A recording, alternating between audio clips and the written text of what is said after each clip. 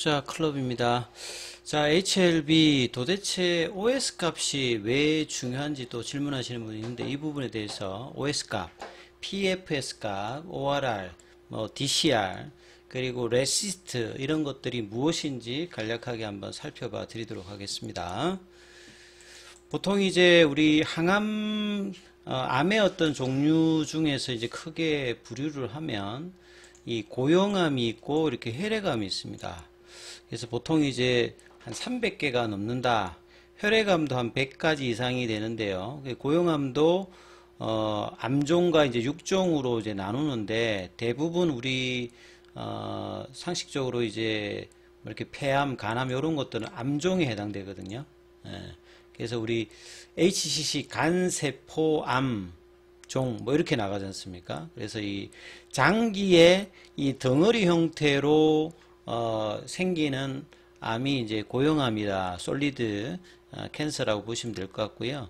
이 혈액암 같은 경우에는 고형암이 뭐 1기다, 2기다, 3기다, 4기다 이렇게 나누는데 혈액암 같은 경우에는 이렇게 덩어리를 지지 않고 혈액이라든지 뭐 림프 요쪽을 타고 이렇게 흘러 다니지 않습니까? 그러니까 이 고형암에서 1기, 2기, 3기, 4기 이렇게 나누는 게 아니냐, 뭐 급성이냐, 아니면 뭐 이런 식으로 이제 일단 나눠지거든요. 그리고 이제 혈액암 쪽에서는 혈액 세포가 대표적인 게 혈구입니다. 뭐 벽혈구라든지 적혈구라든지 혈소판인데 이게 이제 문제가 생겨서 이제 가량 뭐 대량 이렇게 정식하게 되면 정상적인 뭐 벽혈구, 적혈구, 혈소판 관련되는 부분이 작아지기 때문에 좀 문제가 좀 생긴다. 이렇게 보시면 될 것 같고요. 그리고 혈액암 같은 경우가 먼저는 항암제 개발에서 진행이 되었고 세포독성 항암제라든지 표적 항암제도 혈액암 쪽에서 많이 좀 시작이 되었고요. 여기는 완치를 목표로 합니다.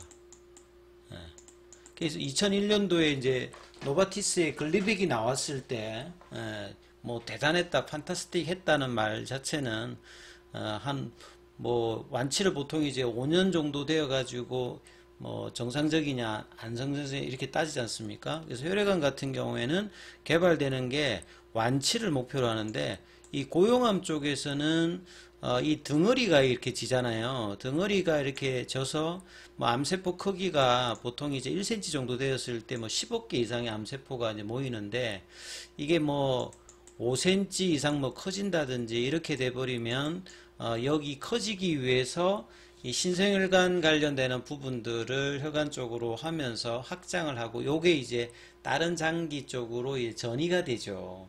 그래서 이런 어떤 이제 특징들을 갖고 있기 때문에 초기에 이제 암세포 크기가 좀 작았을 때는 절제로 이제 완치 관련되는 부분이 가능합니다만 이제 크기가 커져가지고 전이가 된다든지 뭐 이렇게 됐을 때는 상당히 좀 뭐 어려울 수 있기 때문에 그래서 고형암 쪽에서는 완치보다는 뭐 삶의 질, 그 다음에 이렇게 생존 기간 이런 부분들의 어떤 데이터를 늘리는 것이 뭐 중요한 어떤 타켓으로 되어 있기 때문에 요렇게 좀 이해를 하시면 될 것 같습니다.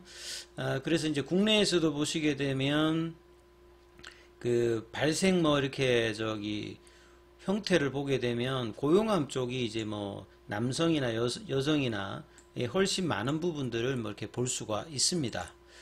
자, 그리고 이제 혈액암 관련되는 부분들은 그냥 참고로 여기도 종류가 한 100가지 이상이 되고요.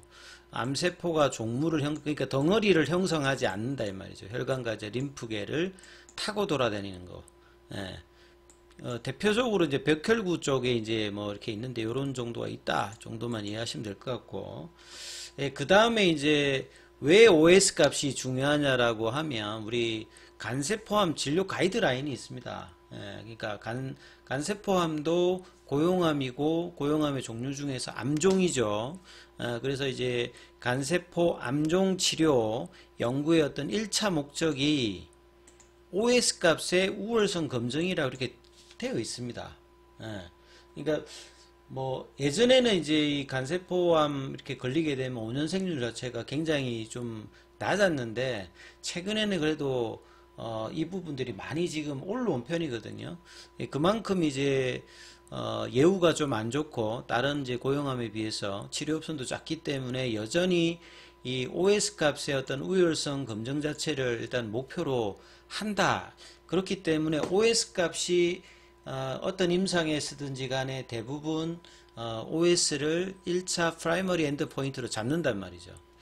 그리고 이런 어떤 종양학에서 이런 종양 평가, 종양 반응 평가가 있습니다. 그래서 이제 이런 데이터를 잡을 때 여러 이제 1차 지표 말고도 OS 값 말고도 이제 여러 이제 데이터 지표들을 빼는데요. 이게 초기에는 1979년도에 WHO에서 이제 정한 기준을 이용했는데 이후에 뭐 CT라든지 MRI라든지 여러 이제 의료기기 장비들이 개발되었음에도 불구하고 이 연구자 간의 어떤 종양 크기 어떤 변화라든지 이런 측정하는 방법들이 차이가 좀 이견이 있어서 2000년도에는 리스판스, 그러니까 이게 종양 반응이죠. 약을 이제 넣게 되면 종양이 반응하는 부분들을 평가하는 이 기준 관련되는 부분, 이 솔리드 투머. 그러니까 레시스트는 이제 고용암 쪽에 사용되는 약물을 넣었을 때 반응하는 부분들을 어떻게 평가할 건가, 이제 이걸 이제 다루는 거기 때문에 이 레시스트 관련되는 부분이 뭐 우리 그 임상 용어에 자주 등장하죠. 그리고 이 부분도 2009년도에는 레시스트 버전 1.1로 변경이 좀 되어 갔고요. 그 다음에 그 이후에도 이제 모디파이드 좀 더 이제 변화되면서 레시스트 관련되는 부분이 나오고 있습니다. 그래서 임상 디자인할 때 이제 이런 부분들이 항상 좀 알고 계셔야 되기 때문에 설명을 좀 해드리는 거고요.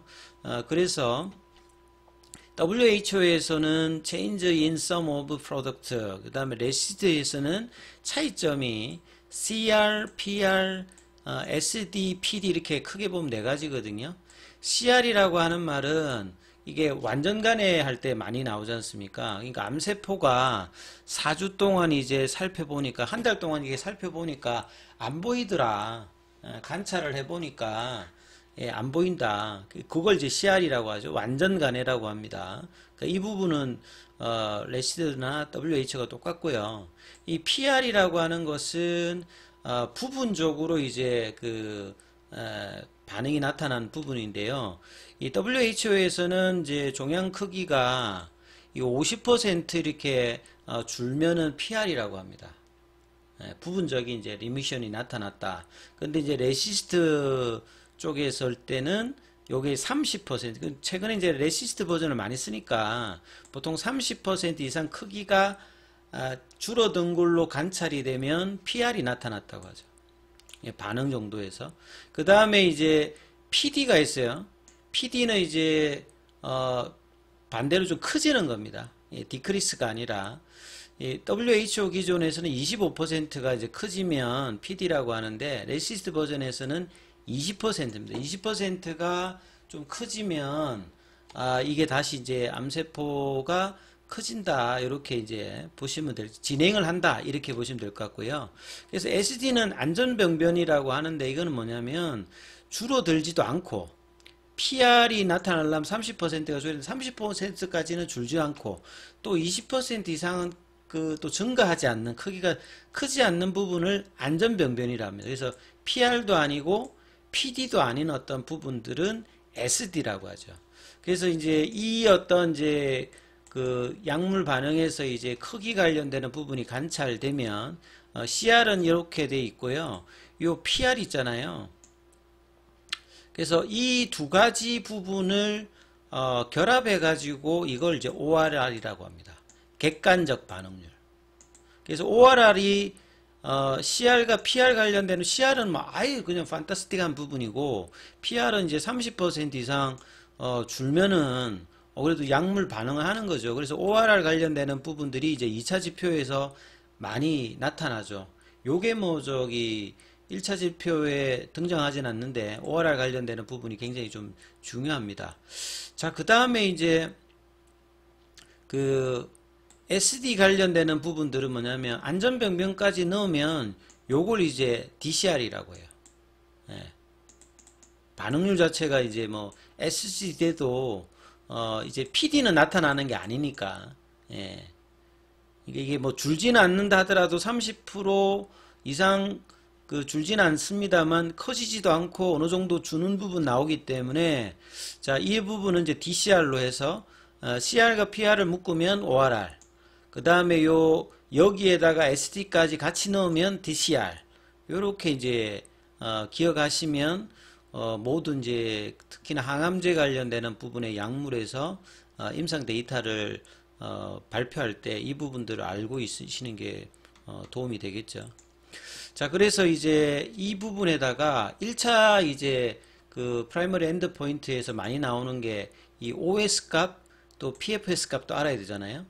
예, 그래서 이 OS 값하고 PFS 값이 비례하진 않습니다. 그래서 이게 데피니션에서 보면 overall survival, the time from randomization. 그러니까 무작위로 막 배정을 해가지고 뭐 대조군이든 실험군이든 넣어가지고 시작을 하지 않습니까? 그러니까 이게 약을 우리 실험군의 약을 쓰든 대조군의 뭐 위약을 쓰든 상관없이 이 OS 값에는 같이 이제 측정을 하거든요. 그래서 랜더마이즘을 하고 난 다음에 어떤 이유로 돌아가실 때까지 요렇게 잡는 게 OS 값이에요. 그러니까 그 항암제 이제 임상에서 OS를 한다는 말은 그 암 때문에 뭐 돌아가실 수도 있고 간접적으로 뭐 기타 이제 뭐 교통사고라든지 뭐 다른 어떤 복합적인 어떤 병으로 돌아가시는 경우도 있고 있는데 그거하고 상관없이 any 이제 cause 어떤 원인하고 상관없이 일단 사망할 때까지 어떤 기간을 잡는 게 OS 값입니다. 그래서 universally accepted 그러니까 가장 범용적으로 받아들일 수 있는 직접적인 어떤 이 약의 효과를 측정하는 부분이 가장 장점이죠. 그리고 말 그대로 이제 돌아가실 때까지니까 좀 쉽고 정확하게 일단 측정을 할 수 있는 어떤 부분의 장점이 있습니다만 한계도 항상 있습니다. 리미테이션. 뭐냐면 크로스오버를 한다든지 왜냐면 이 약을 쓰다가 다른 약을 써가지고 거기에서 문제가 생겨가 뭐 돌아가실 수도 있고 뭐 더 이제 연장이 될 수도 있잖아요. 그 다음에 이제 subsequent 테라피라고 하는 말은 뭐 여기 요법 말고 이제 다른 이제 추가적인 요법에 의해서 영향을 미칠 수도 있는데 이런 부분들은 이제 고려가 안 돼 있다는 뭐 단점이 있습니다. 그래서 이 OS 값이 이제 이런 부분이 있기 때문에 1차 지표로 가장 많이 쓰이고 있고 그 다음에 이제 실제 이제 치료진 입장에서 보면 무진행 생존기간 PFS 값을 상당히 또 많이 써요. 요거는 그 프로그레션이라는 게 앞서 제가 이제 SD 할 때, 그러니까 PD 할 때 진행이라고 하는 것 자체가 한 20%가 크기가 커지면 이제 진행이라고 했지 않습니까? 그러면 프로그레션 풀이라고 하는 게 진행이 그러니까 PD 형태가 뭐 나오지 않는 그런 어떤 부분에서 어떤 생존율, 생존율이 들어가 있으니까 그 질환이 진행을 하지 않는다든지 아니면 돌아가실 때까지 예, 그때의 어떤 시간을 측정하는 거예요. 그래서 OS 값에 비해서 이제 PFS 값이 뭐 기간으로 보면 작습니다만 예, 그래서 뭐 예, 뭐 샘플 사이즈가 좀 작은 어떤 부분들이 있죠. 왜냐하면 사망할 때까지 이제 잡는 OS보다는 뭐 이런 부분이 있습니다만 여기에서는 이제 장점 관련되는 부분들이 OS 값에서 문제가 되었던 뭐 교차 이제 처방이라든지 순차적으로 뒤에서 이제 처방하는 부분의 효과 원인 이런 부분들 영향을 주지 않고 그 다음에 일반적으로는 가장 이제 객관적이면서 평가하는 어떤 지표로 보는 거죠. 그래서 치료전 입장에서 보게 되면 PFS 값이 굉장히 중요하다라고 평가를 하고 최근에는 이제 PFS 값도 1차 지표 중에서 OS 값을 대체해서 이제 임상을 진행하는 경우도 있습니다. 그래서 이 OS 값과 PS 값이 굉장히 중요한데 11월 10일 이제 리보세라님의 업데이트에서는 OS 값은 이제 변화가 되었는데 PFS 값은 변화가 안 돼 있어요. 그리고 이제 앞서 제가 이 오버럴 리스판서 레이터 그러니까 반응률 관련되는 부분은 앞서 이제 뭐 CR이다 뭐 PR이다 SD다, 뭐 PD다 요런 부분이 나왔잖아요. 그래서 ORR 관련되는 부분들은 요 CR과 PR을 합친 거라고 했죠. 요게 이제 ORR이고 DCR은 여기에다가 이제 SD까지 얹은 것이다. 그래서 이런 부분들을 좀 알고서 보시게 되면 훨씬 좀 좋으시니까 이런 부분들은 꼭 기억을 하시면서 살펴보시기 바라겠습니다. 또 궁금한 거나 뭐 이렇게 질문 있으시면 언제든지 댓글이나 무료 카톡방 진행되고 있으니까 오셔서 질문하시면 이 부분에 대해서 한번 살펴봐 드리도록 하겠습니다. 여기까지 하겠습니다.